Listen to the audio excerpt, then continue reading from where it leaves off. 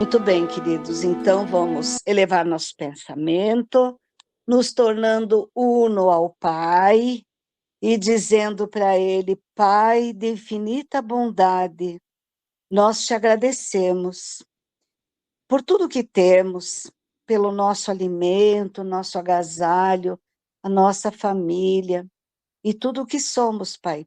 E permita que possamos cada vez mais nos tornarmos melhores.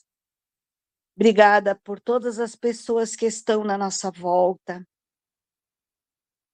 Obrigada, Pai, por termos nesta existência a oportunidade de estarmos juntos nesta doutrina maravilhosa que norteia as nossas vidas. E queremos te pedir, Pai, por cada um de nós. O Senhor sabe as nossas limitações, mas também sabe o esforço que a gente faz para se melhorar. Te pedimos pelo nosso amado Brasil, pelo nosso Rio Grande do Sul, e por cada um de nós, Pai, por todos nós, te pedindo sempre, abençoe o nosso grupo, e com certeza, Pai, estenda as tuas bênçãos dadivosas para a família de cada um dos irmãos, que nós possamos assimilar os ensinamentos do Mestre, através do nosso evangelho, através dos comentários dos irmãos e, principalmente, colocando em prática em nossas vidas.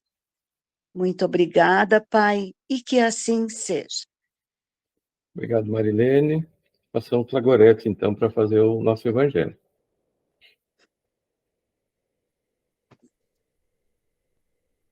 Boa noite, né? Primeiramente, então, necessidade da caridade segundo São Paulo. Ainda quando eu falasse todas as línguas dos homens, e mesmo a língua dos anjos, se não tivesse caridade, não seria senão como um bronze sonante e um símbolo retumbante.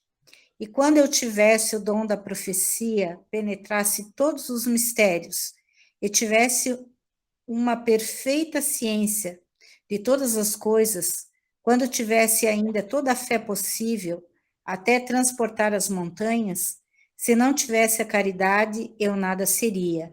E quando tivesse distribuído meus bens para alimentar os pobres, e tivesse entregue meu corpo para ser queimado, se não tivesse caridade, tudo isso não me serviria de nada.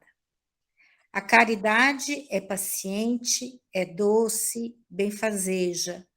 A caridade não é invejosa, não é temerária e precipitada. Não se enche de orgulho, não é desdenhosa.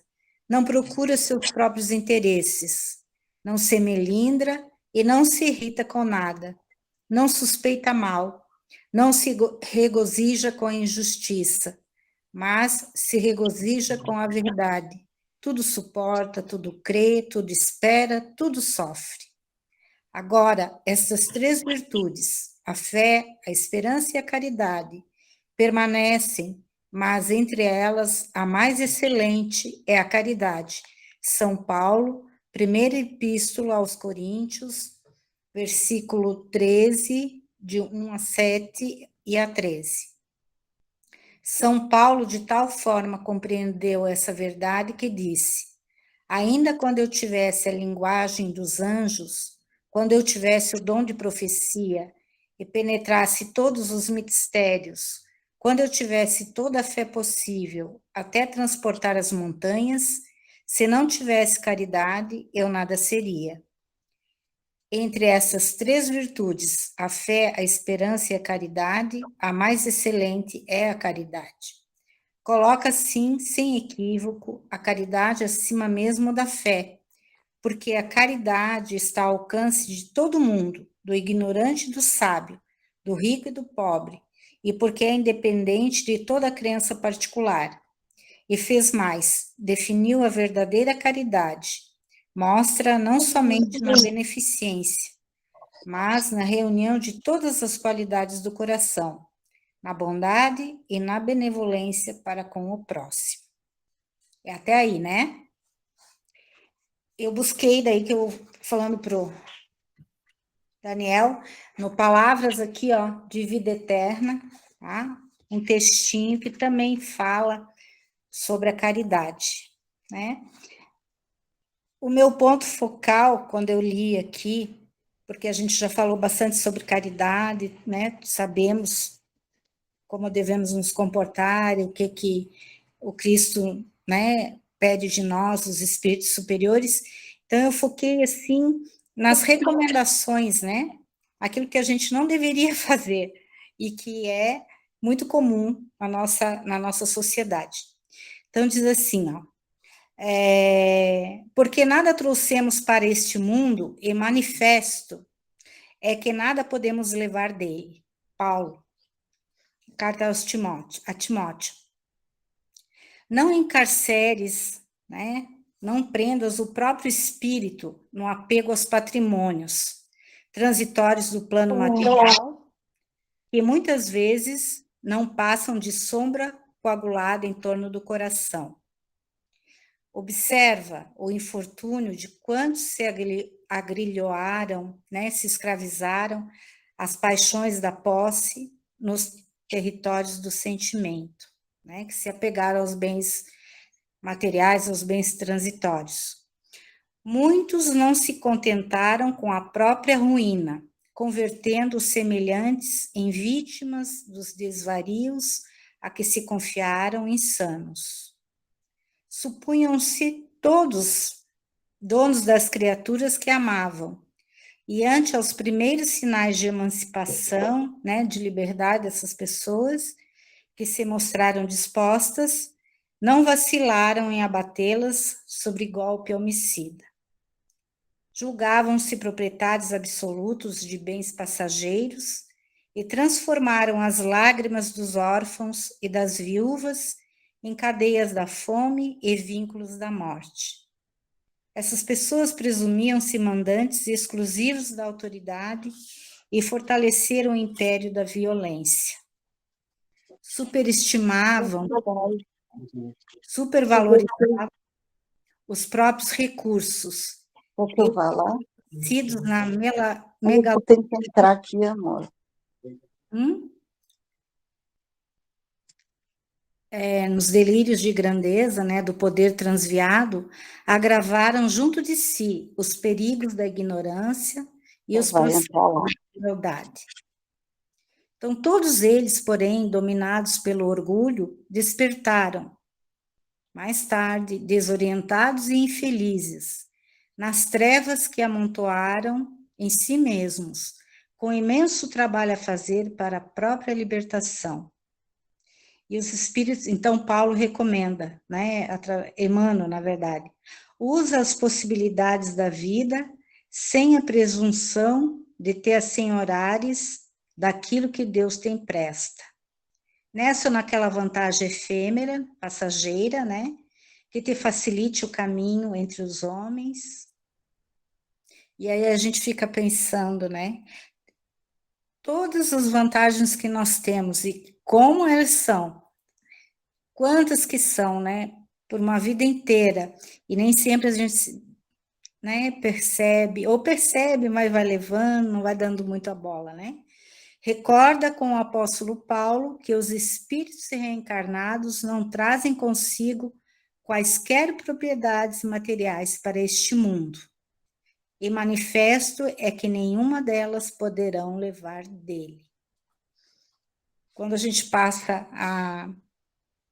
a fazer uma autoanálise, né, da própria vida, vamos dizer assim, e também observando ao nosso derredor, a gente percebe muitas vezes, né, quantas benesses, quantas bênçãos nós tivemos e ainda temos e teremos, com certeza, na nossa vida, para nós, para os nossos familiares, para aqueles que estão ao nosso redor, e nem sempre nós nos damos conta, né? A bênção da vida, da reencarnação, que nós sabemos, né, a grande disputa que é, na erraticidade, podermos estar aqui, o planejamento que é feito na espiritualidade, né, com os benfeitores maiores, para que possamos chegar até aqui, na família que necessitamos, com as experiências que precisamos vivenciar para, assim, vamos dizer assim, ressarcir, vamos dizer assim, né, as nossas pendências de vidas anteriores, e para que possamos também nos melhorar um pouquinho, para que na próxima, né, possamos estar, quem sabe, um pouquinho menos comprometidos com as leis maiores. Em segundo momento, daí eu peguei Vinha de Luz, né, de Emmanuel também, Chico Emmanuel, que fala sobre a caridade essencial, né, que diz assim, ó, em todos os lugares e situações da vida, a caridade será sempre, sempre a fonte divina das bênçãos do Senhor. Quem dá o pão ao faminto e água ao sedento, remédio ao enfermo e luz ao ignorante, está colaborando na edificação do reino divino, em qualquer setor da existência ou da fé religiosa a que foi chamado. E esse parágrafo aqui, tipo assim, para mim, me emociona bastante. Diz assim, ó, a voz compassiva e fraternal que ilumina o espírito é a irmã das mãos que alimentam o corpo. E daí a gente faz um retrocesso, vamos dizer assim, nessa existência, né? Não para as anteriores. Das vozes compassivas, aquelas vozes que nos apresentaram a doutrina dos espíritos, que nos apresentaram o Evangelho segundo o Espiritismo, que nos apresentaram o Livro dos Espíritos e as demais obras, né, da codificação kardeciana, e as demais obras de Emmanuel, né, André Luiz, Joana de Anges, e aí afora, e tantos outros, né. Então, essas vozes compassivas que foram caridosas para conosco, né? Às vezes nem nos conheciam direito e nos apresentaram essa luminosidade que é a doutrina dos espíritos na nossa vida. Não para só esta vida, mas para o futuro. E esse futuro é incontável, né? Nós sabemos que nós não temos nem noção do tempo, né? De milhões de anos afora que essa realidade tão sublime que Jesus, né, trouxe para nós, que Kardec apresentou para nós através da codificação, representa. A assistência, a medicação e o ensinamento constituem modalidades santas da caridade generosa que executam os programas do bem. São vestiduras diferentes de uma virtude única, né? Caridade material e a moral. Conjugam-se e contemplam-se num todo nobre e digno. Ninguém pode assistir a outrem, né, com eficiência se não procurou a edificação de si mesmo, né?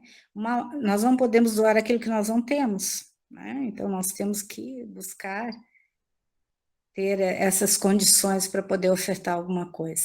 Ninguém medicará com proveito se não adquiriu o espírito de boa vontade para com os que necessitam, e ninguém ensinará com segurança se não possui a seu favor os atos de amor ao próximo, no que se refira à compreensão e o auxílio fraternais. Em razão disso, as menores manifestações de caridade, né? Não é só doar o pão, nem o alimento, nem o remédio, nem né, uma moradia, um lugar para ficar, mas aquelas que ninguém vê, né, aquela doação que ninguém vê, é o carinho, a atenção, a fraternidade, a compreensão, né, que nós já falamos bastante aqui nos itens anteriores, né, que são a caridade moral. Então, assim, ó, em razão disso, as menores manifestações de caridade, nascidas da sincera disposição de servir com Jesus. Daí vamos grifar nós aqui, que gostamos da caneta e do livro, né? Tipo eu, servir com Jesus, né? São atividades sagradas e indiscutíveis. Em todos os lugares serão sempre sublimes luzes, né? As sublimes luzes da fraternidade, disseminando alegria, a esperança, gratidão, conforto e intercessões benditas. Então, nós outros que já experienciamos, né, muitas vezes, necessitamos desse atendimento, vamos dizer assim, fraternal e amoroso, tanto de espíritos encarnados, pessoas encarnadas como nós, como os amigos espirituais.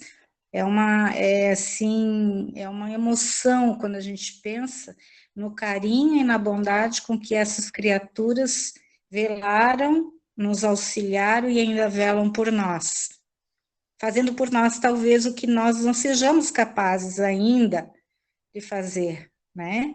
A nossa pequenez ainda moral, espiritual, os nossos impedimentos, vamos dizer assim, morais, né? Talvez a gente ainda não consiga fazer o que eles fizeram por nós. Mas aí está, né, o grande exemplo para nós seguirmos. Então, antes, porém, da caridade que se manifesta exteriormente nos variados setores da vida, pratiquemos todos nós a caridade essencial, sem o que não poderemos efetuar a edificação e a redenção de nós mesmos. E qual é essa caridade essencial? Trata-se da caridade de pensarmos, falarmos e agirmos segundo os ensinamentos do Divino Mestre no Evangelho. Então, é uma busca constante, né? Que todos nós empreendemos. Eu vou fazer mais uma leiturinha, mas é rapidinho. Pode ser? Tranquilo, não te preocupe com o tempo. Então, esse é do Divaldo, né, da Joana, Luz nas Trevas, tá? Na verdade, ele fala assim, é um outro tópico, mas eu peguei um parágrafozinho que eu achei assim, que fechava, né, para que eu não falasse, de repente, daí tá mais certinho aqui, a Joana, né? Então, diz assim, ó, pensa no próprio e no bem-estar do teu próximo. Então, pensa no teu bem-estar e no teu próximo. Se a esperança daqueles que perderam o rumo, e às vezes a gente perde o rumo, né? Quando o sofrimento é muito grande, tem momentos que a gente fica se perguntando para onde eu vou, o que eu faço. Então, se a esperança daqueles que perderam o rumo e se encontram na borda do abismo que os consumiria. Fica atento a qualquer chamado da caridade. E aí a gente tem que estar atento mesmo, né? Porque senão passa batido. Embora seja tua uma vida normal, sem exageros de qualquer natureza. Então, aqui ele está falando assim sobre que a gente espera grandes momentos, grandes oportunidades, né? Ou ter muito dinheiro, ou muito isso, ou muito aquilo, ou quando está aposentado, sei lá mais o quê, para fazer de repente o que teria que ser feito naquele momento. E daí ele diz assim, Joana diz assim: recorda-te de Jesus. Ele, Jesus, utilizou-se de ocorrências comuns e habituais para compor a orquestração, né, para organizar as parábolas, a fim de reguardá-las e preservar os seus conteúdos sábios e insuperáveis. Os tempos passaram enquanto ele permanece incólume, insuperável, né? Então, não altera nada que Jesus nos ensinou. A simples lembrança dele e dos seus feitos faz pulsar com mais vigor o órgão cardíaco e o corpo freme de emoção, né? Então, vibra de emoção pensando em Jesus. E daí, no finalzinho, diz assim, Joana diz assim, só isso, Vejam bem, olha a grandeza do verbo e da orientação, né?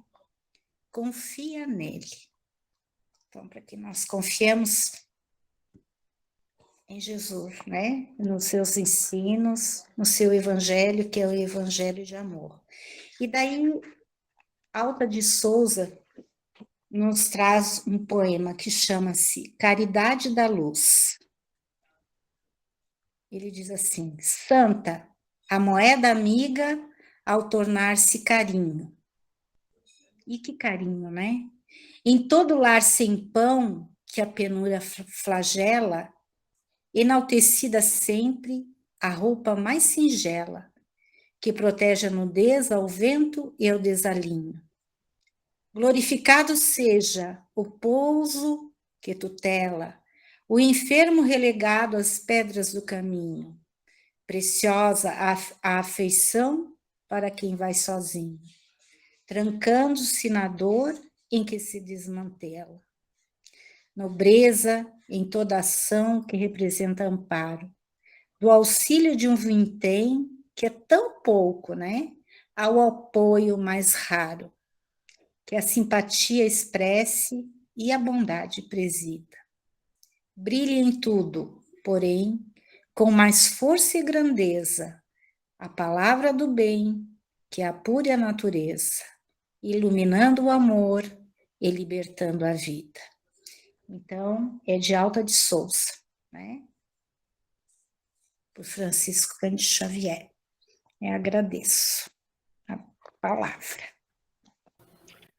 Muito bom, Gorete, muito obrigado. Então, a gente vendo, ouvindo a Gorete, nossa leitura do Evangelho, nosso estudo, o Evangelho é todo um hino de amor e caridade, né? O que é a caridade? Nós já sabemos, é o amor posto em movimento, porque não amamos sem sermos caridosos, né? E aí a gente ouvindo, né, isso que a Gorete nos trouxe, sobre esses espíritos todos que estão aí, encarnados e desencarnados, fazendo a caridade para conosco, não é? Divaldo Franco, Joana de Ângeles, o que eles estão fazendo aqui, afinal, não é? Estão nos trazendo, nos mostrando como nos melhorarmos, fazendo a caridade dessa forma, com inúmeros livros e psicografias e textos e mensagens, tudo exaltando a caridade, né? Nos mostrando o caminho a seguir. E a gente, nós que aqui estamos, como nós ainda insistimos muitas vezes em permanecer no equívoco, né? Por quê? Porque ainda somos espíritos, muito, estamos ali, nos fixamos nesses equívocos e não conseguimos ainda nos libertar deles, né? Porque a gente só vai entender isso através da lei da reencarnação, porque são milênios nos equivocando, porque, como nós sabemos, o Pai nos cria todos simples e ignorantes, né? Ignorantes de saber, não de forma pejorativa, que às vezes nós nos dirigimos aos outros, né? Mas ignorantes de saber. E conforme fomos convivendo nessas encarnações, que tipo de convivências tivemos, nos deixamos arrastar para esse ou por aquele caminho, não seguimos os nossos conselheiros muitas vezes, não é? Tomamos nossas decisões equivocadas e fomos fixando lá no nosso subconsciente esses equívocos e que são difíceis agora da gente remover, né, essas pastinhas lotadas de equívocos, são as nossas gavetas, aquelas que estão lá com esses lixos que nós não conseguimos nos livrar, é como aquelas pessoas acumuladoras, né, vão acumulando aquelas montanhas de lixo em casa e não conseguem se livrar, assim somos nós muitas vezes, né? E eu acho interessante, que nem aqui cita no Evangelho, né, a fé sem caridade. O que é a fé sem caridade? Nada, né? E aí eu lembro, no meu tempo de jovem, na minha cidade, Marilene é minha conterrânea, né, Marilene, deve lembrar. Eu lembro acho que eram irmãs, freiras, irmãs, sei lá, carmelitas, né? Elas não podiam ver ninguém, alguém abria só uma portinha lá para entregar as coisas para elas, e elas ficaram lá dentro, enclausuradas naquele mosteiro, fazendo o quê? Orando dia e noite, né? E não colocavam essa caridade. Claro que a oração é uma caridade que nós fazemos também, mas ela é muito maior quando colocamos ela no campo de ação. Aí já citamos, então, a Madre Teresa, a Irmã Dulce, entre outras muitas. A gente cita esse nome porque são os conhecidos. Mas quantos desconhecidos estão fazendo a caridade que a gente não tem notícias, né? Porque a gente sabe que o bem, ele é tímido, né? O mal, ele é impetuoso, ele se mostra. Mas o bem, ele é tímido. A partir do momento em que nós, aqueles que fazem o bem, vamos perdendo essa timidez, esse bem vai se sobrepor ao mal. O que é o mal? O mal é a ausência do bem. Então, a partir do momento que o bem começa a tomar conta desse espaço que o mal está ocupando hoje, ele vai embora. Porque o mal, ele é inquilino, ele não é o proprietário. O bem é o proprietário. Nós fomos criados por mãos amorosas, as mãos de Deus, não é? Então, nós temos essa perfeição lá no nosso íntimo, só falta nós trabalharmos elas, colocarmos para fora. E é interessante que a gente vê, né, a caridade e a compaixão, elas caminham juntas, porque a caridade sem compaixão, o que é uma caridade sem compaixão? Eu vou me livrar de uma comida que eu ia jogar fora, uma roupa que eu ia jogar fora, então, em vez de eu jogar fora, eu dou para uma pessoa. Muitas vezes, isso já aconteceu comigo, das duas formas, vamos dizer assim. A pessoa veio me pedir algo e me contou uma história. Às vezes, essa pessoa vem contar uma história dela, mas é uma necessidade dela de conversar, de desabafar. E muitas vezes nós não queremos ouvir essa história dessa pessoa. Nós até fazemos essa caridade ali, mas a gente quer se livrar dessa pessoa.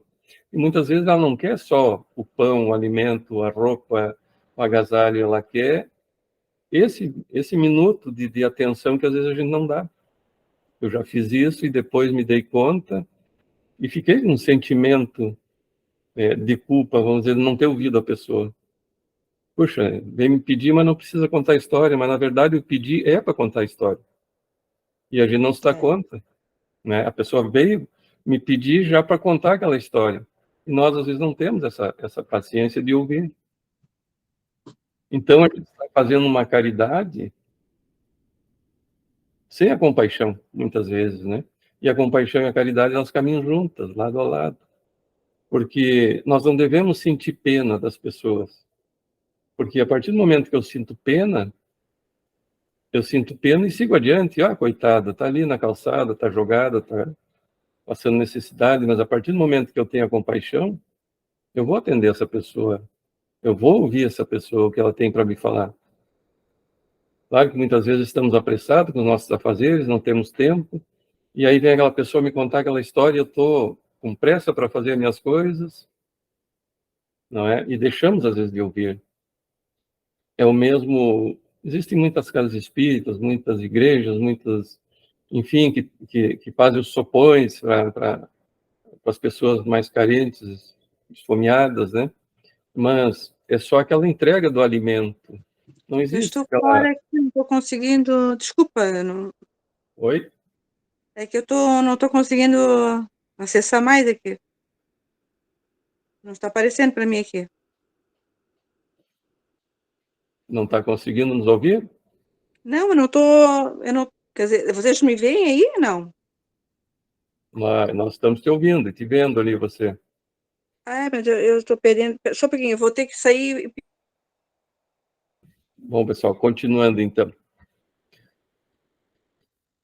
Então, nós já estamos nesse estudo do Evangelho há 2 anos, né? Então, a gente vê que é um hino à caridade, à compaixão, né? Nós sabemos que a humildade e a caridade salvam.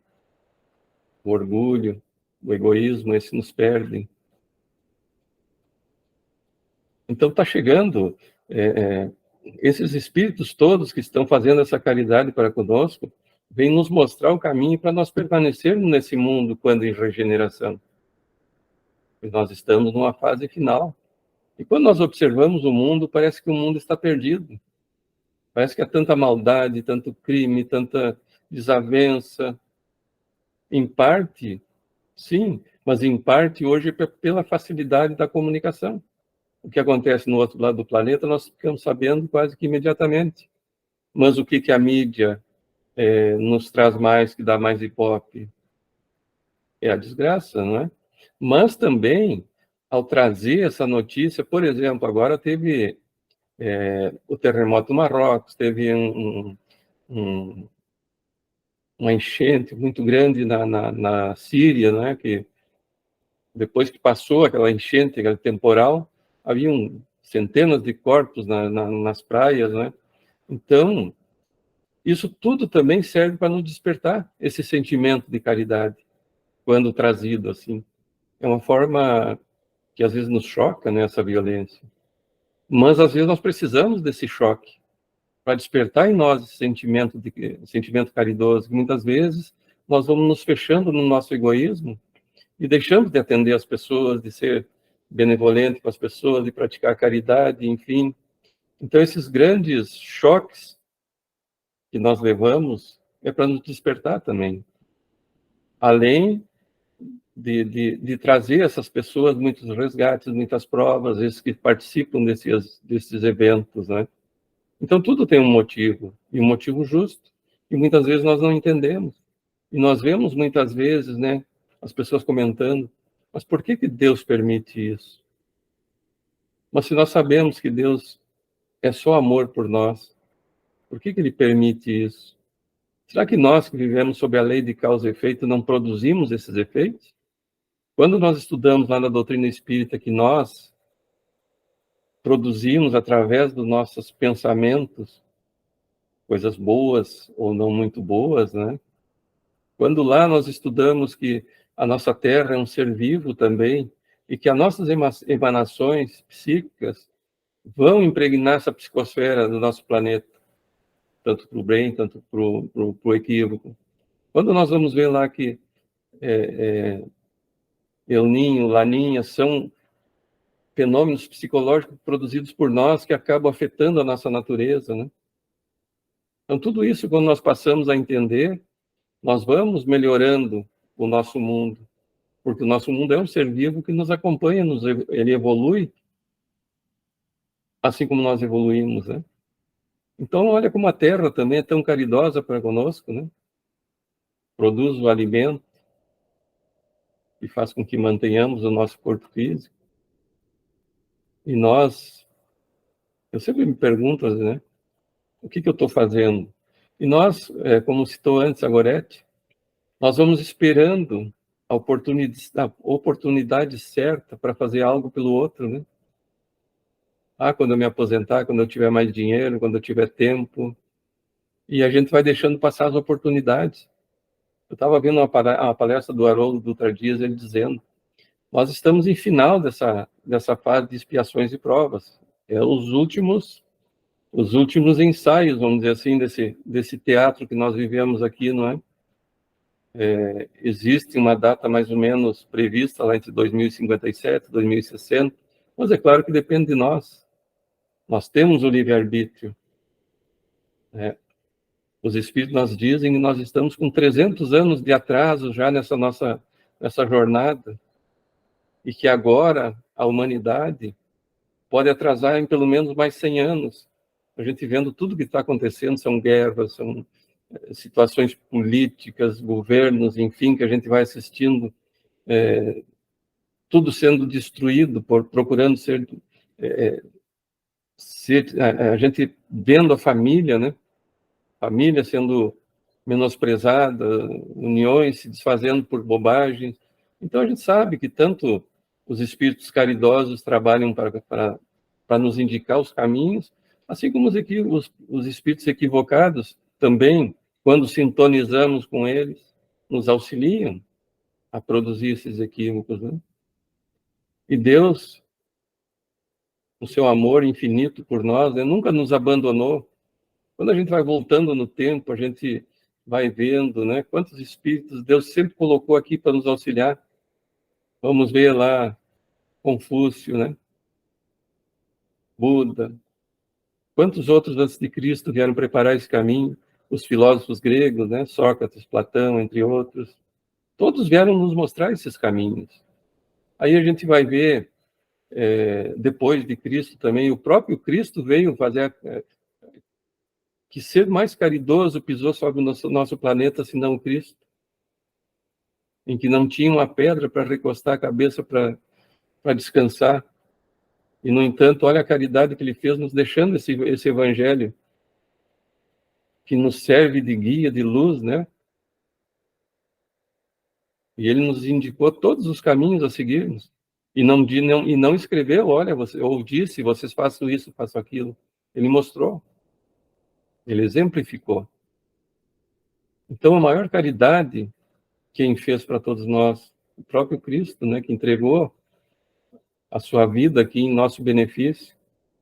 E nós estamos aí, eu estava vendo um texto de Joana de Anjos, né?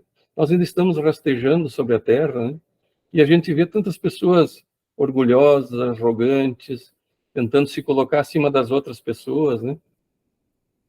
Porque são mais intelectualizadas, porque têm mais posses. E, no entanto, somos todos iguais, todos estamos caminhando juntos. Como os Espíritos nos dizem, quando um só ser humano cai, a humanidade cai junto. Então, nós estamos caminhando juntos, cada um trabalhando pelo seu progresso individual, mas esse progresso individual se caminha juntos. É como diz aquele ditado, né? Um feixe de vara, ele é mais forte do que uma vara sozinha, ela se quebra mais fácil. Então, quando caminhamos juntos, nós conseguimos atingir esses objetivos com mais facilidade. Por quê? Porque um vai auxiliando o outro. Quando um cansa, o outro auxilia. Quando um cai, o outro levanta, auxilia a levantar. Então, nós nascemos para viver em sociedade. A própria família, o que é? É uma pequena célula da sociedade. Um dia, essa família se tornará uma grande família, a família universal, quando tivermos esse entendimento, né? Então, a caridade, ela é feita de tantas formas. Não é só com bens materiais. Mesmo emitindo um bom pensamento para alguém, isso já é uma forma de fazer a caridade. Uma oração sincera. Eu vi um texto de um escritor espírita chamado José Herculano Pires, quando ele diz que nós, espíritas, muitas vezes, nos tornamos apenas leitores de livros espíritas. Por que leitores? Porque achamos bonita aquela leitura, muito linda, né? Os espíritos mostrando como fazer, como acontecer, como trabalhar no bem, na caridade, como sermos humildes. Mas aquilo não introjeta em nosso ser. É muito boa a leitura, muito bonita. E nós nos tornamos apenas leitores de livros espíritas, né? Às vezes participamos de grupos de estudos, achamos bonito, mas, de repente, por qualquer uma situação que achamos mais importante, saímos fora, né? Vejam, todas as terças nós estamos aqui reunidos, a gente deixa de fazer alguma coisa muitas vezes, né? Às vezes surge um compromisso e fora, algum amigo, alguma coisa na sociedade. Mas quando nós, como disse Emmanuel para o Chico, né, a disciplina, quando nós temos disciplina e comprometimento com a doutrina e com a nossa autorreforma, nós não abandonamos mais. Como eu sempre cito, né? Quando a doutrina espírita introjeta em nosso ser, no nosso íntimo, nós não saímos mais. Mas quando nós entramos na doutrina espírita, nós saímos a qualquer momento. Então a gente vê que aqueles que a doutrina espírita já introjetou, eles não saem mais. Eles vão adaptar a sua vida para se manter dentro do estudo, da casa espírita, enfim, de todos os compromissos assumidos com a doutrina. Mas, para mim não ficar só falando, vamos passar a palavra aos demais. Fátima, eu vi que você está olhando com a vontade de dizer algo para nós. Boa noite. Então, reportando ao texto, né, no que eu consegui estudar um pouquinho, a caridade é a virtude de amar ao próximo como amamos a nós mesmos. Eu separei duas frases que mexeu bastante comigo e eu gostaria de partilhar com vocês. A severidade para com nossas imperfeições também é uma manifestação de caridade para conosco mesmo. Eu não sei se eu vou conseguir, assim, explicar o que eu entendi do meu ensinamento, né, que eu aprendi nesse estudo que eu estou há quase 2 anos também. É assim, ó, a gente vem, como diz a Gorete, né, que fez a iniciação, a gente está vindo num crescente, né, no estudo. Então, quando você se pega numa imperfeição daquilo que você estudou, que você deveria ter aprendido na sua aplicação diária, quando você percebe isso, para mim já é um sinal de que você aprendeu, mesmo no teu erro. Se te chamou atenção que você errou, é porque alguma coisa já mexeu dentro de você para a tua mudança. Me corrija se eu estou errada, tá? Por favor. E então é isso assim, eu me pego muito nessas situações, né? Poxa vida, de novo, de novo, de novo. E a Marilena sempre fala, né? A gente é imperfeito, nós estamos nos melhorando aos pouquinhos, né? Então isso meio que consola a gente. E a outra frase é assim, ó, praticar a caridade. Ela constrói um mundo melhor, porque nos salva da indiferença. É quando eu saio da minha zona de conforto e tenho um olhar amoroso para o meu próximo. Essa é a minha contribuição hoje. Muito bom, Kátia, marido, Fátima, muito obrigado. Mas realmente isso é uma coisa muito importante, com quem nós temos que ser caridosos, primeiramente, para conosco, com as nossas imperfeições. A partir do momento que eu corrijo a imperfeição minha, eu estou praticando a caridade comigo mesmo, não é? Então, não vamos não vamos confundir, né? Vou comprar um carro novo para mim, uma roupa nova, estou fazendo a caridade para mim, né? Então, mas a partir do momento que nós passamos a parar essas arestas, a corrigir em nós mesmos esses equívocos, é a caridade. Tudo que nós fizermos em nós primeiro vai nos permitir depois fazer para com os outros. Porque se eu não sou caridoso comigo mesmo, como eu vou ser com o outro, não é? Se eu não sou caridoso com o filho, com a esposa, com o esposo, como eu vou ser com os estranhos, não é? Então começa comigo e na minha casa a caridade. E a caridade nesse sentido, corrigindo os meus equívocos. Está certíssimo isso. Nós estamos olhando aqui, estou sentindo o perfume do seu Edgar. Seu Edgar, nós estamos esperando a sua palavrinha aqui.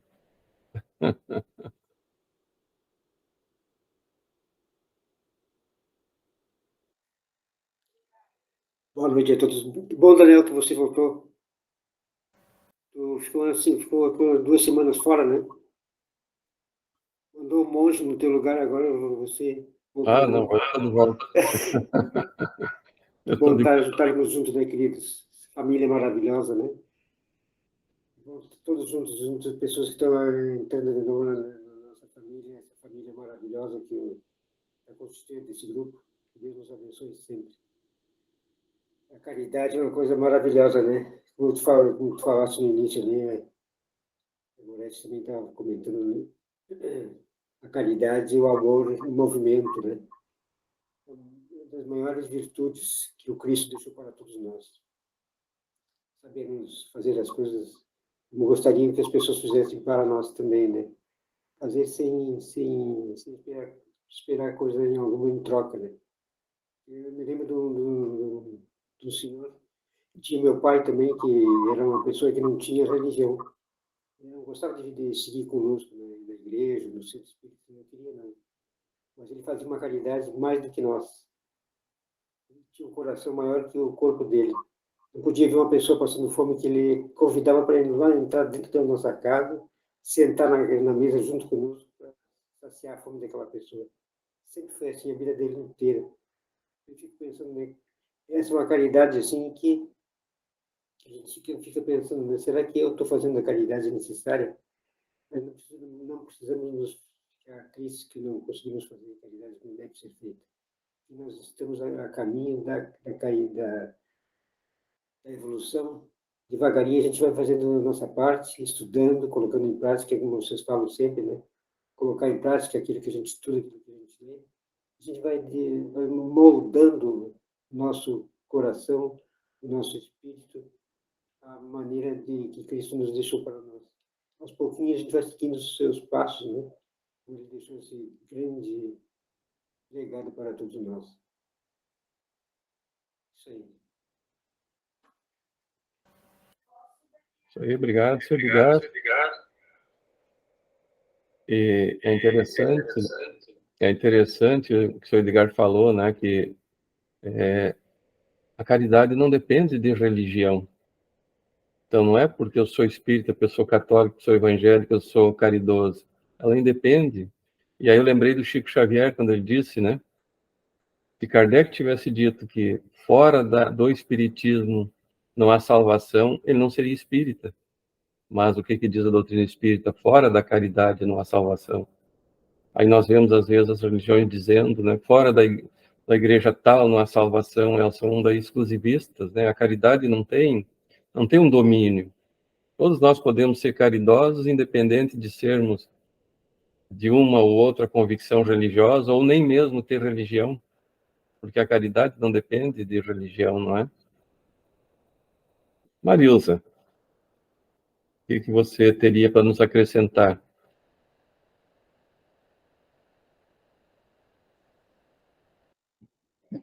Bom, quanto à caridade, nós temos um trabalho muito bonito aqui do Centro Espírita, aqui da Casa Espírita Caminho do Amor, que antes fazíamos a sopa, né? E levávamos no pregamento.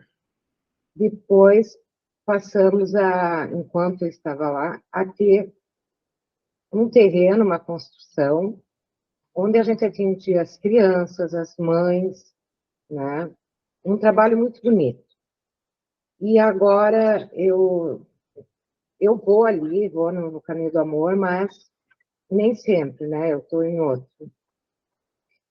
E o que a Andréa tem feito com a equipe toda, né? Então, tem casais com 8, 10 filhos lá, casa caindo, não tem água, não tem nada. Então, eles construíram a primeira casa para 10 pessoas e agora já estão construindo a segunda. Então, assim, tirando aquelas crianças, aquelas pessoas que não tinham, era uma pecinha sem banheiro, sem nada. Então, acho que é um trabalho assim muito bonito, né? Voluntário, espírita, e estão indo adiante com esse projeto, e está muito bom. E é como a Maria de Fátima falou, eu acho que a caridade também com a gente mesmo, né? E bem o que ela citou, a gente vai percebendo as mudanças em nós mesmos, né? Mas é isso, a minha contribuição. Obrigado, Marilza. E a caridade, a gente vai vendo, né? Tem diversas formas de serem feitas. E a material, normalmente, é aquela que mais, vamos dizer, aparece, né? Mais a gente... É a necessidade mais urgente das pessoas. Normalmente é a material, né? É aquela que a gente providencia em primeiro lugar. Eu também trabalhei numa casa espírita em que a Marisa deve conhecer os Dias da Cruz, né? Foi uma época que eu trabalhei lá. Eles tinham a cesta básica. A pessoa chegava ali, necessitada, pedia algo, eles davam a cesta básica. Mas depois, essa pessoa recebia uma visita para ver as condições dela, o que ela precisava mais, o que tinha, né? e depois havia uma troca, trabalhos por cestas básicas. Então, a primeira emergencial era dada, porque isso também a pessoa aprende a valorizar aquilo que ela está adquirindo, né? Então, muitas vezes, doações, recebiam doações de roupas, eles faziam o conserto, a limpeza, e vendiam por R$1,50. Porque aí a gente às vezes questionava, por que vender?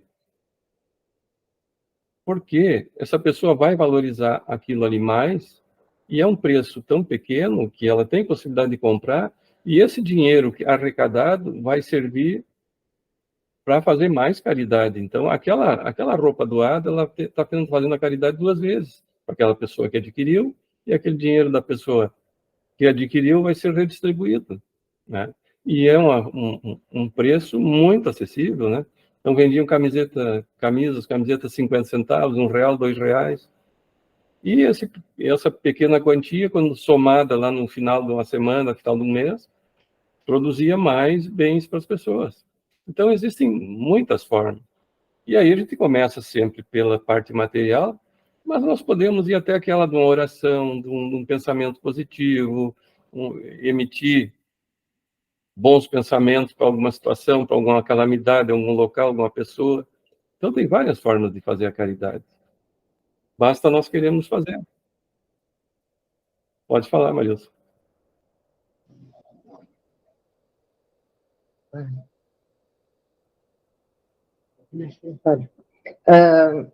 Ontem eu coloquei no grupo em relação à oração para o Heitor, esse menino que está com esse problema, né, epilético, né, epilepsia, e ele não está nada bem.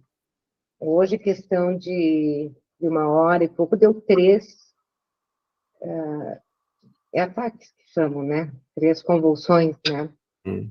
Então, eu lembrei agora da oração e eu gostaria de pedir aos irmãos todos que a gente pudesse fazer, né, continuasse orando pelo Heitor.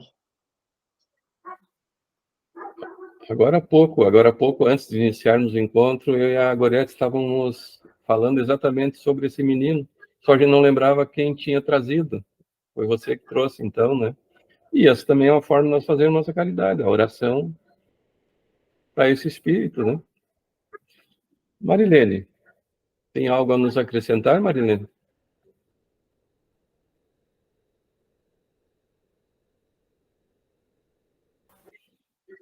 Deixamos a Marilene para mais adiante.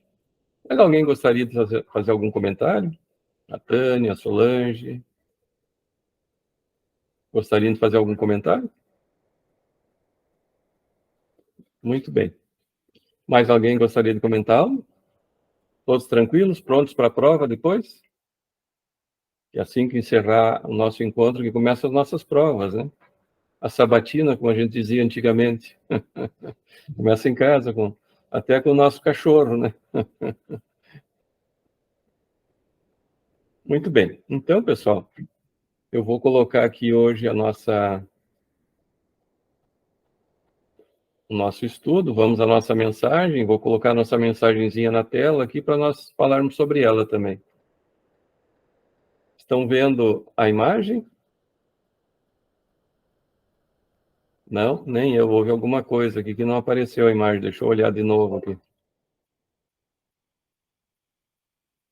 Houve um probleminha aqui. Só um minutinho que eu vou abrir a nossa imagem aqui, que ela fechou. E daí em 30 segundos que eu já vou abrir. Só um minutinho que já vamos ver aqui. Muito bem. Está aqui. Deixa eu abrir a nossa mensagem para nós conversarmos sobre ela.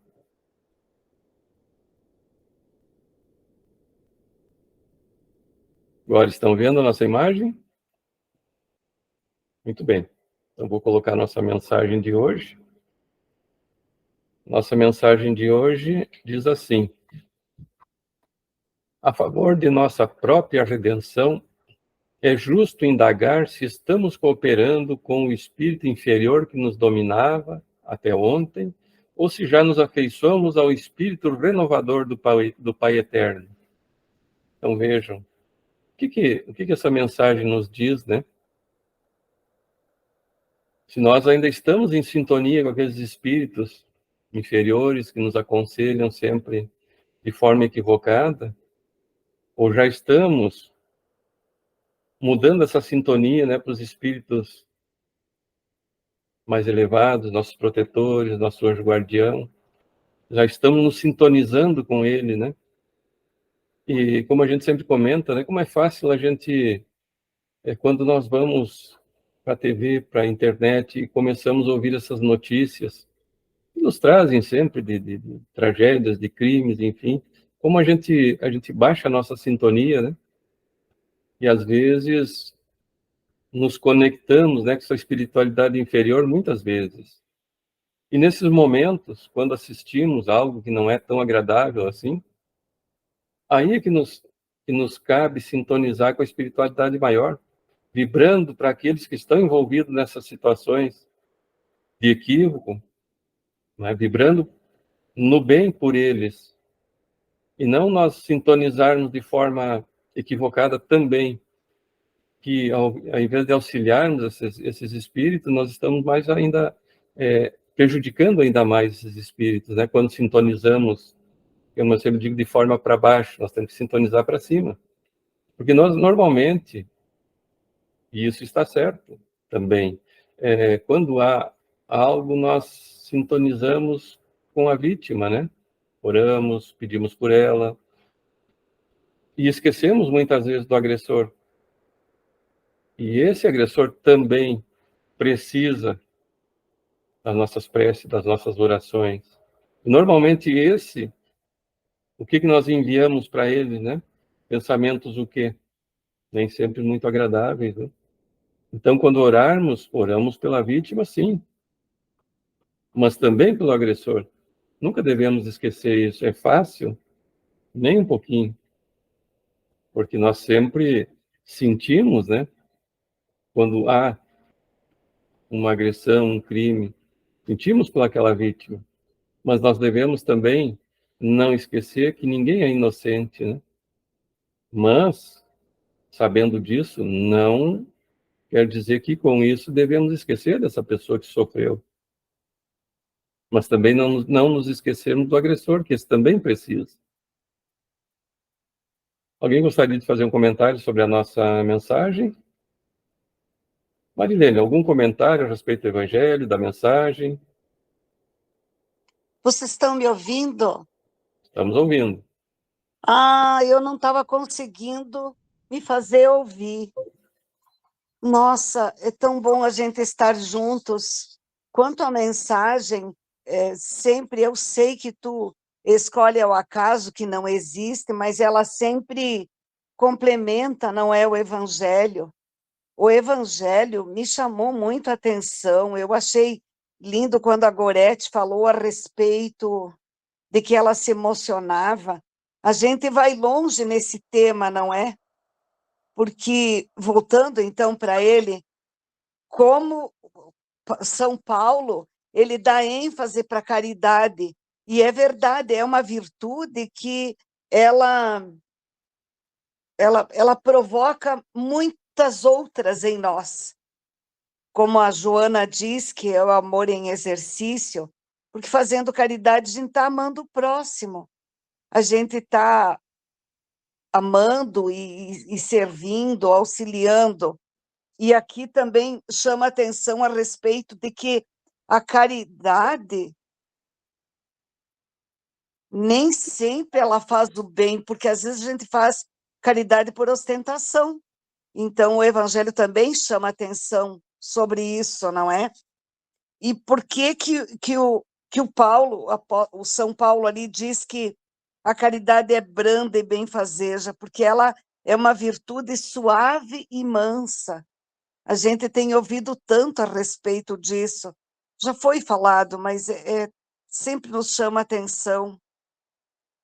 E ainda quando ele fala que não é temerária e nem se precipita, ela deve ser prudente e cautelosa. E é tão bom que a gente realmente tu, em especial, Daniel, falou a respeito de que a caridade, ela faz muito bem, mas assim, as pessoas boas, elas são tímidas, não é? E as pessoas do mal, infelizmente, elas fazem muito auê e dão muita ênfase. Então, quando as pessoas do bem fizerem mais a sua parte e contagiarem mais pessoas, que o bem triunfe, é isso que a gente quer. E a gente fala também que, por que a gente ainda sofre? Nós sofremos porque ainda não conseguimos colocar em prática o que Jesus ensinou. E também São Paulo chama atenção a respeito de que para fazer a caridade dispensa religião. E é verdade. O ateu, ele também pode ser caridoso. O Edgar citou o caso do pai dele, não é? Que não ia a nada, não acompanhava a família em igreja, mas ele tinha um coração bom e fazia caridade. A Fátima também fez comentários, a Marilza. Marilza, eu senti uma coisa enquanto você falava. Esta criança, como o Daniel nos convidou, e estamos fazendo preces por ela, mas eu sinto que o problema desta criança não é só físico. Essa criança, ela precisa também de auxílio espiritual. Seria tão bom se a família procurasse também um tratamento junto, não é espiritual.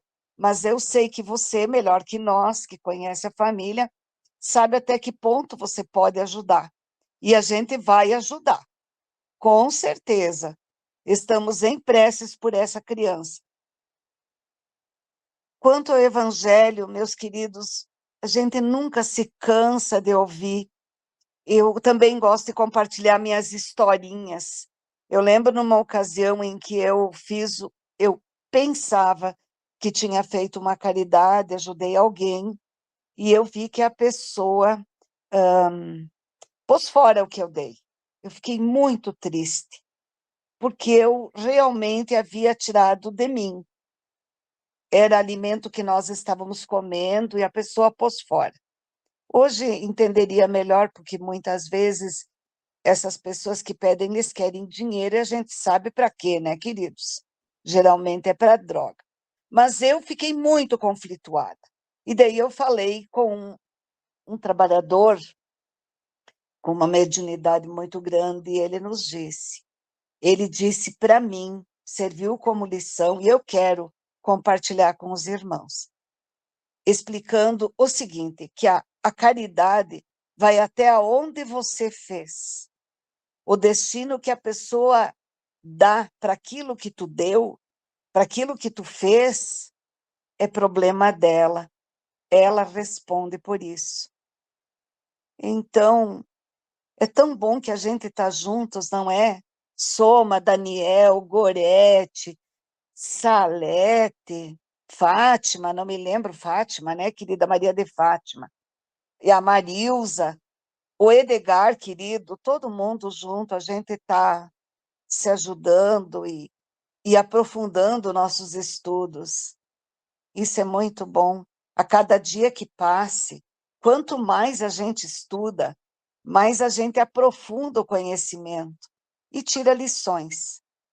E só para fechar, eu quero dizer que eu amo todos vocês, mas eu quero dizer que o Daniel está muito bonito. Eu gosto mais de você, meu filho, barbeadinho, tá, querido?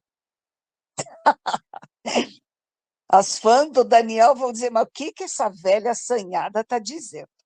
Mas eu não gostava do meu filho barbudo, estava muito envelhecido, menino. Brincadeira, tá, queridos? Que bom que a gente está junto. Ah, você para mim é lindo sempre, vocês todos são lindos sempre. Obrigada, queridos.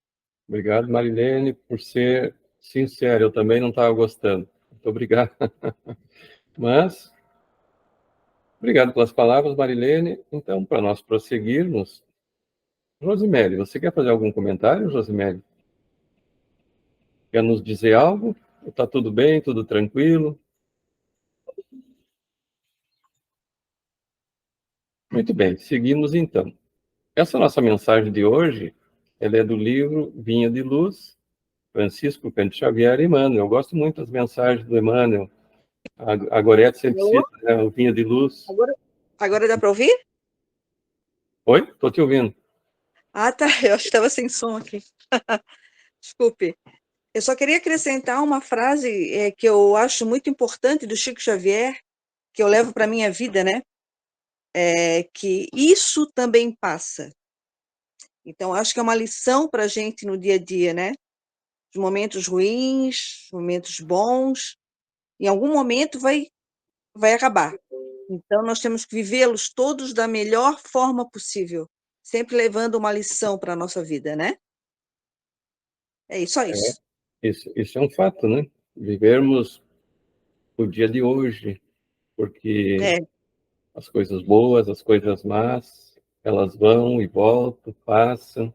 Então, nós temos isso, que fazer um bom uso do nosso dia de hoje. O tempo é precioso para nós, né?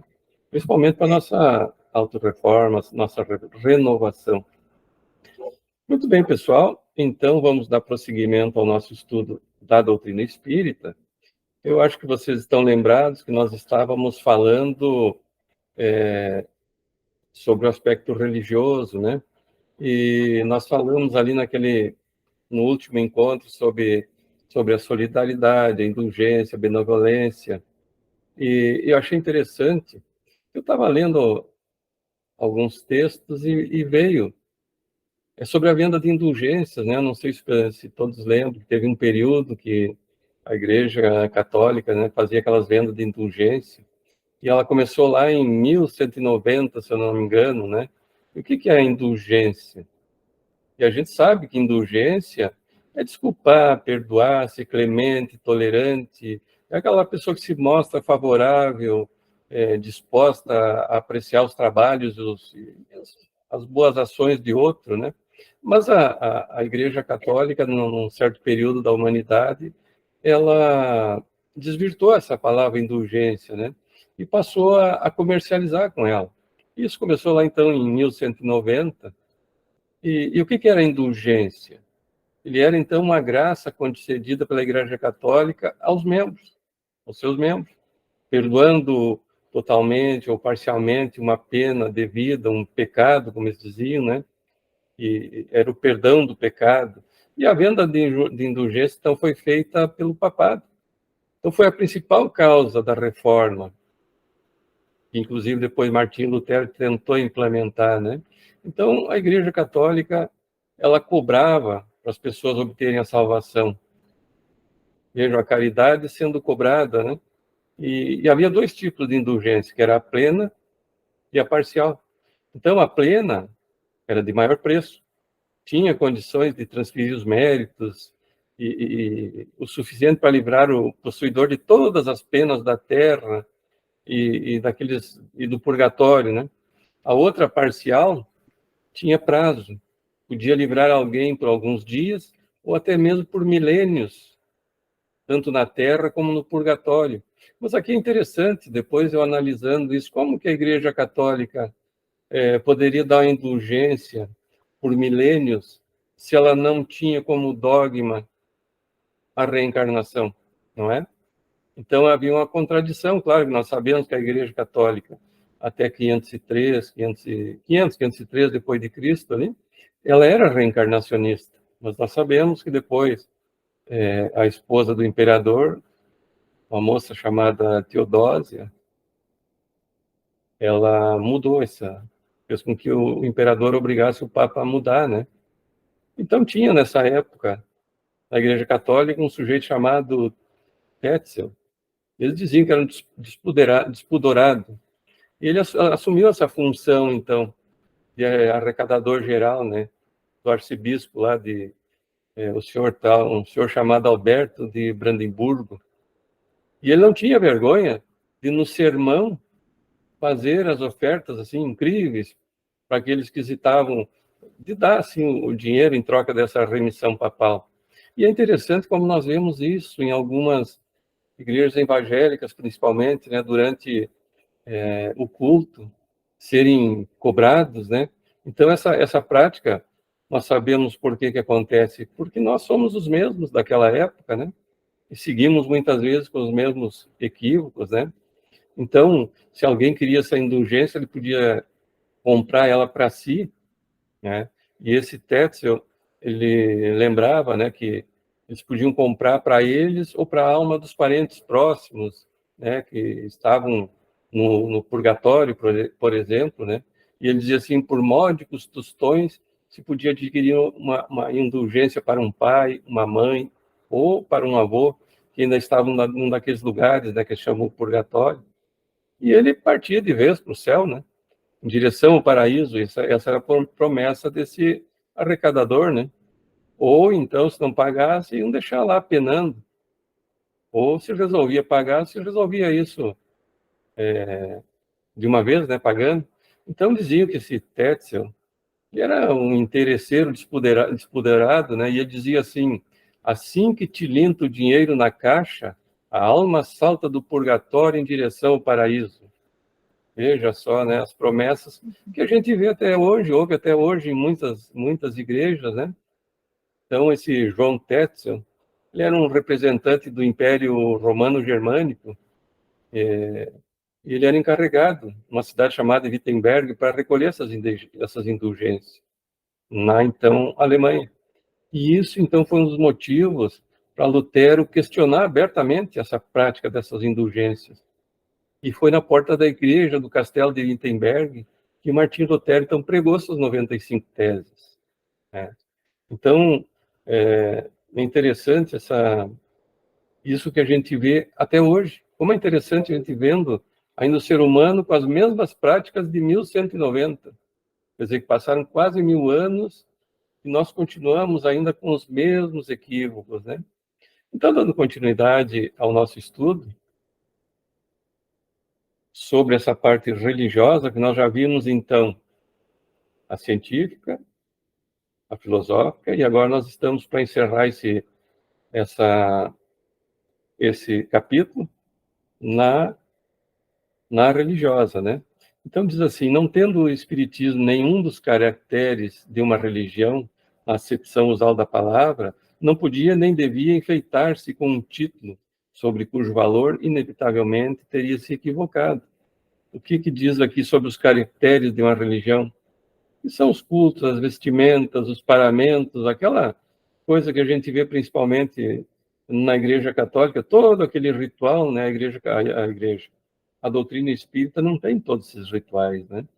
Mas ela tem uma característica religiosa, por quê? Porque é a nossa religação mental com Deus, com Jesus, com a espiritualidade superior, também com os seres encarnados, nós ligamos-nos mentalmente uns aos outros, né? Então, ele diz assim, eis porque simplesmente se diz doutrina filosófica e moral. E conclui então Emmanuel, podemos tomar o espiritismo simbolizando como um triângulo de forças espirituais. A ciência e a filosofia vinculam à Terra essa figura simbólica, porém a religião é o ângulo divino que a liga ao céu. E aí se religar, né, com Deus, com Jesus, com a espiritualidade superior. E a ciência e a filosofia, nós sabemos que é daqui. O que é a ciência? É aquela comprovação da vida espiritual, né? Essa interação que houve do estudo científico, dessa relação que existe Terra, mundo espiritual, né? Mundo encarnado, mundo material, mundo espiritual. Principalmente, como nós já vimos ali sobre as experiências de William Crookes, né? Vocês lembram que nós já falamos sobre isso? Quando da manifestação do espírito Kate King, através daquela jovem médium, né, a menina de 15 anos, que ela se colocou à disposição de William Crookes para ele poder executar esse estudo, né? A menina chamada Florence Eliza Cook, e como nós sabemos, o espírito Kate King, ficou uns 4 anos, mais ou menos, ali à disposição para todo esse estudo, nessa demonstração científica do mundo espiritual. E aí nós temos aquela questão filosófica, a parte filosófica, né, que é aquele questionamento: quem sou, de onde vim, para onde vou, por que sofremos. Essa é toda uma questão filosófica. E quando nós colocamos em prática, então, essa filosofia, a nossa modificação, nossa autorreforma, a nossa transformação moral, né? Então, essa questão filosófica. E aí temos o tríplice aspecto que nós falamos, né? Científico, filosófico e o religioso, que vai nos unir, então, mentalmente ao mundo maior, ao mundo espiritual. Por isso o tríplice aspecto. E não o aspecto religioso em termos de paramento, de vestimenta, de rituais, né? A doutrina espírita nós sabemos que não tem nada disso. Até uma vez surgiu uma questão muito interessante, num grupo de estudos, eu participava como estudante, e alguém questionou por que a doutrina espírita não tem dogmas, e no Evangelho segundo o Espiritismo tem uma questão que fala sobre um dogma da doutrina espírita. E aí ficou aquela, vamos dizer assim, não a polêmica, mas algo no ar, assim, que o pessoal não conseguia entender o porquê que estava aquilo ali. Por que estava ali dogma? Mas aí, depois, a gente conversando, por que diz dogma? É uma questão de tradução. Porque dogma nós sabemos que é algo inquestionável. É aquela verdade absoluta que ninguém pode questionar. Mas aquela pessoa que traduziu, ela poderia ter colocado um axioma. O que é um axioma? É parecido com dogma. É uma verdade incontestável. Ela é tão visível que você não precisa explicar que aquilo ali é verdadeiro. Se eu disser que o sol brilha e faz calor, eu não preciso explicar o porquê que brilha, porquê que faz calor. Né?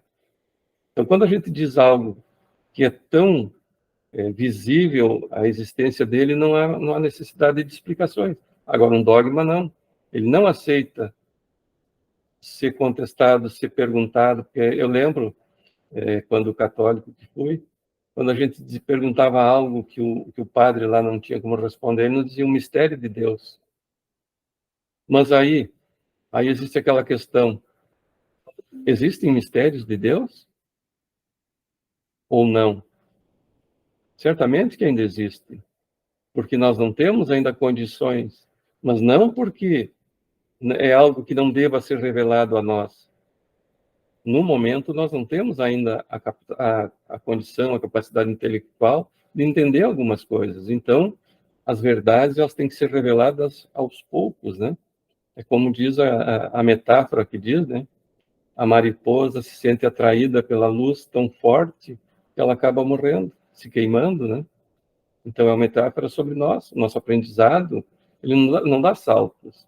Ninguém sai do jardim de infância para uma universidade. Nós seguimos um crescimento gradual, sem dar saltos, né? Assim é o nosso progresso. Nós vamos progredir sem dar saltos. Tem coisas ainda, por exemplo, tem um livro chamado Exilados de Capela, de Edgar Armond. É um livro muito bom que fala sobre os exilados de Capela. Então, ali tem eu não lembro o capítulo ali, em que ele fala, por exemplo, nós, seres humanos, passamos pelo reino mineral, vegetal, animal e hominal. Mas como é feita essa transição do animal para o hominal? Esse é o elo perdido que Darwin não conseguiu explicar, porque ele não está aqui na Terra, né? O elo perdido não está aqui. Então, ele diz assim: a passagem do princípio inteligente do animal para o hominal é feito fora da Terra. E que agora ele não nos explicaria porque nós ainda não temos condições de entender. Então, veja essa nossa transição do princípio inteligente animal para o hominal. Ele sofre um processo que é fora da Terra, porque nós sabemos que os engenheiros siderais trabalham em tudo. Não existe nada feito ao acaso. A Terra, antes de ter a vida, aqui era um imenso laboratório onde a espiritualidade trabalhava. Então surgiram, a forma que surgiu a vida aqui, a humanidade, os homens não conseguem entender porque é visto só de uma forma científica, material. Então, nós não temos condições materialmente de entender como se processa isso, não é? Quando os animais unicelulares começaram a se reproduzir, as células começaram a se reproduzir, formar animais, isso aí foram todas experiências feitas pelos espíritos, né? Mas nós, quando vamos estudar isso, a ciência nos diz que isso foi algo fortuito, ao acaso, não existe nada ao acaso, né? Assim como a formação da Terra, ela não foi jogada no espaço uma bola incandescente que foi tirada do Sol e saiu girando ao acaso, porque senão ela não teria essa rotação, essa translação, todos os movimentos certinhos, de dias, meses e anos, tudo planejado, né? Os planetas iriam colidir se fosse tudo jogado ao acaso, assim, no universo, né? O homem, por exemplo, quando fala na formação do universo, o homem tem uma pequena ideia da formação de uma galáxia e ele julga que isso é a formação do universo. Então, os espíritos dizem assim que, quando se forma uma galáxia, isso o homem já é comprovado cientificamente. Aquele espaço ali no universo já é comprovado por esses grandes telescópios que estão aí no nosso espaço, né? Observando o universo, como esse James Webb, o Hubble, né? Que é o mais antigo. Então, eles já perceberam que ali naquele espaço do universo, ele sofre uma espécie de inchaço, que vai inchando aquela parte do universo, e ela produz uma grande explosão. Então, esse é o Big Bang, que é difundido aqui na formação do universo. Só que não é a formação do universo, é a formação da galáxia. Mas o homem tem isso como universo. É como, aí a gente cita sempre os dilúvios. Teve o dilúvio universal e o dilúvio bíblico. O que foi o dilúvio bíblico? Ele existiu? Não existiu? Ele existiu e é comprovado cientificamente. Porém, a Terra não encheu de água, não teria como a Terra produzir água o suficiente para ela encher de água toda a Terra, e depois, onde foi essa água? Nós sabemos que para produzir a chuva, a evaporação, então os oceanos secariam para produzir as nuvens, e depois essas nuvens choveriam todas de volta, voltaria a ser a mesma coisa, não é? Mas o grande dilúvio universal, esse falaremos de outra hora, mas o dilúvio bíblico, o que foi? O dilúvio bíblico foi quando da formação das montanhas do Cáucaso. O que é as montanhas do Cáucaso?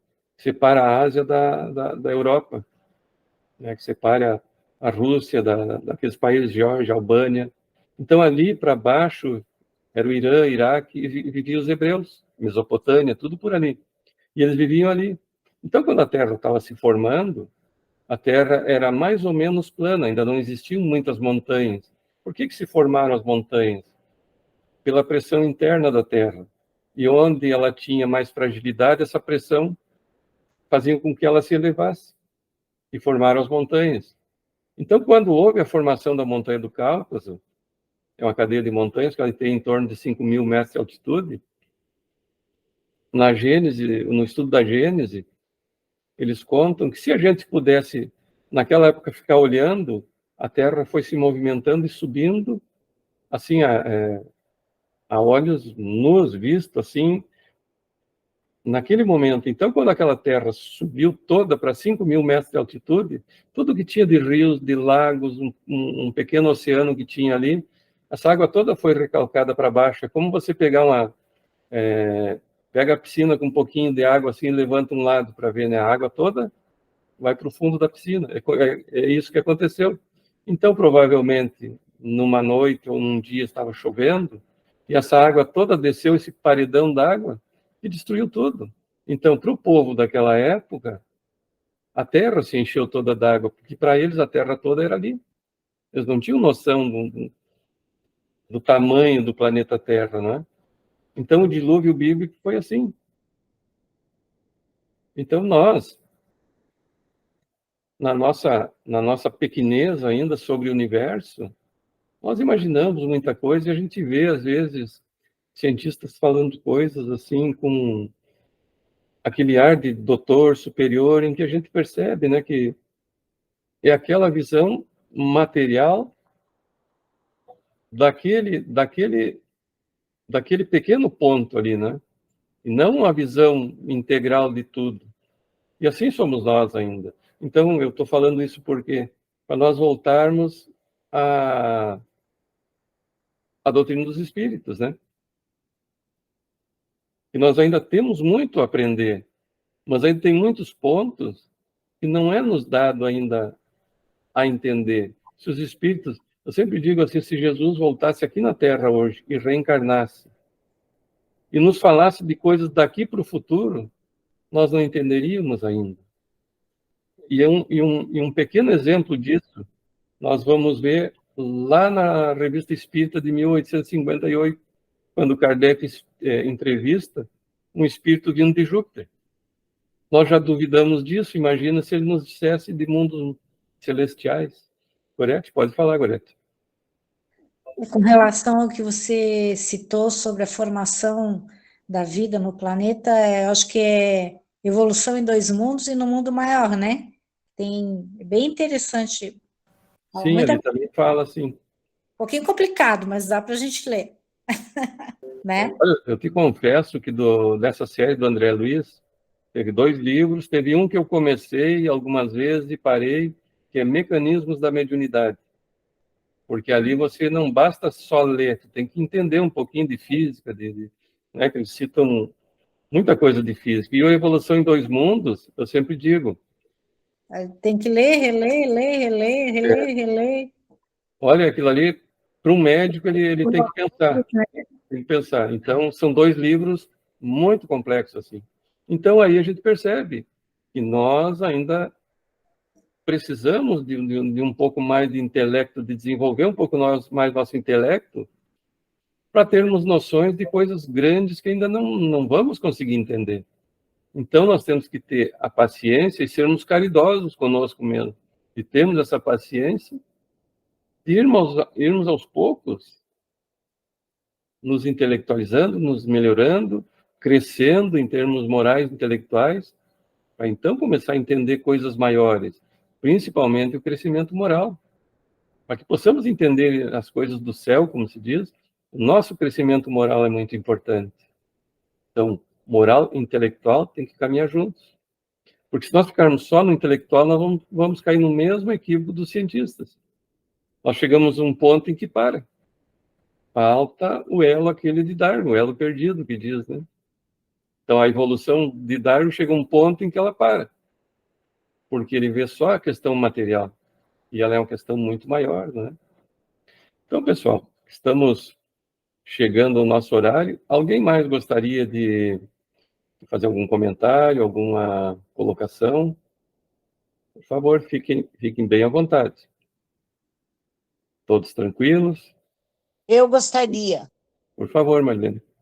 Muito obrigada, queridos, por tudo que vocês são para a gente. Daniel, hoje em especial, eu gostei mais de ler a tua escrita com aquela letrinha com esta cor. Ficou bem melhor para mim. Obrigada, querido. Obrigado, Marilene. Vamos fazer, então, com essa cor também. Então, pessoal, está chegando o nosso final. Vamos fazer nossa prece final. Alguém gostaria de fazer a prece? Vocês veem que hoje eu estou bem preguiçoso, né? Convidei a Marilene para fazer no início e agora convidando para fazer no final. Só uma coisinha que eu lembrei antes da prece final. Na próxima terça-feira, nós não vamos ter um encontro de estudos. A próxima terça vai ser uma palestra com o Diogo Borges, Marilene e o Edgar conhecem bem. Vai ser, então, dia 26, a próxima terça, Diogo Borges. E o tema da palestra dele, o título é Feliz aquele que crê sem ver. O Diogo, ele está vice-presidente da Sociedade Espírita Caminhos da Luz de Passo Fundo, e ele trabalha também na exposição doutrinária, e no ACOM, que é o antigo Departamento da Comunicação, né, Marilene? Então, o Diogo, na época em que eu trabalhei como voluntário na Casa Espírita, eu acho que ele estava iniciando, né, Marilene? Acredito que ele estava iniciando naquela época. Estava. Então, ele foi indicado pela Liz, Então, terça que vem não teremos o nosso estudo, mas sim a palestra.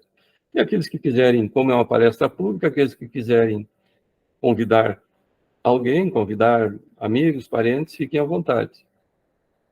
Então, pessoal, vamos encerrar o nosso encontro hoje fazendo a nossa palestra, a nossa prece final.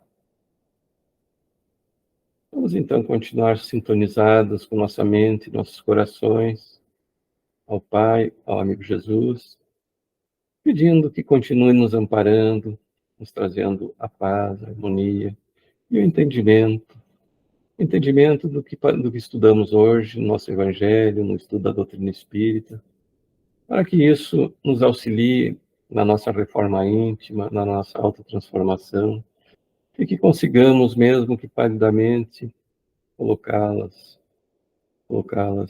em exercício, e possamos, então, nos transformar, servindo também de exemplo para que outros nos acompanhem nessa reforma, nessa transformação, e que consigamos hoje sair um pouquinho melhores daqui do que quando chegamos, e com certeza estaremos sempre caminhando juntos, irmanados, em busca da nossa melhora, em busca do entendimento do Evangelho, da Boa Nova que o nosso Mestre nos deixou, e assim prosseguirmos sempre para o alto em direção ao Pai. Para encerrar os nossos trabalhos, e que assim seja.